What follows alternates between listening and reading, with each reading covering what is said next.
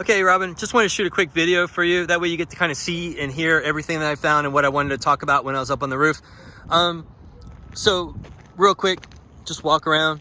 These are the codes for all the vents up on your roof. We're going to replace all the gooseneck style vents, replace all the bathroom vents.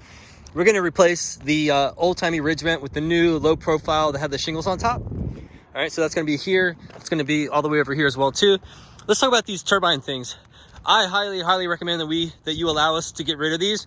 They don't really do all that good, but you have these enormous penetrations in your roof. I'm thinking about hurricanes and keeping your house and your roof as protected as possible. So anything that can grab the wind will be grabbed. So I highly recommend you just allow us to get rid of these. You're going to be more than well vented with this and with this. So that would definitely be my recommendation. We're going to refinish all the vents up on the roof, the two gas vents. We can't touch those by fire code, but we can repaint them, snazz them up for you.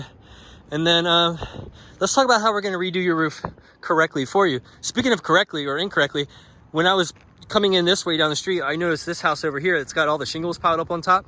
This is how you're not supposed to do a roof. Every time I see that, that is a clear indication that that is a very poorly performing company. You should never ever have all the shingles stacked on top of not only the roof, but on top of the old roof. Imagine all the work that's got to be done now to move those shingles, those new bundles out of the way to rip the roof off. That is just really bad coordination. It should never ever be done that way. That roof with those brand new shingles should be in what's called drying condition. That's when the roof is basically ready to be re-shingled. Big red flag. For me, at least. How we're going to do your roof correctly, imagine this with me. We're going to remove all the shingles, get down to the bare plywood roof. By the way, walking around, this roof is super stable underfoot. I almost want to think that this is a plank board roof rather than a plywood roof because of the age of the neighborhood. Very good roof, by the way. So whether it's plywood or plank board, you're going to get 5 full sheets of replacement or the equivalent of 5 full sheets of replacement. So when we remove the shingles, get down to the bare plywood or plank board, we're going to inspect that bare wood. Anything remotely bad, we're going to replace. And it sounds like we're not going to charge you extra for it because you get 5 full sheets with your new roof. There's 2 building codes that have been upgraded in the last couple of years. First one says re-nail the plywood to the roof trusses. Code used to say 12 inches, now it says 6. We go every 4 to 5 inches.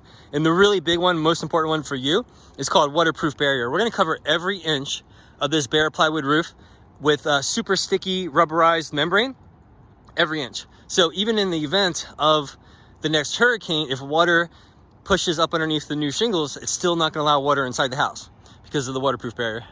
And then on top of that, we're going to put your Owens Corning 30-year architectural shingles.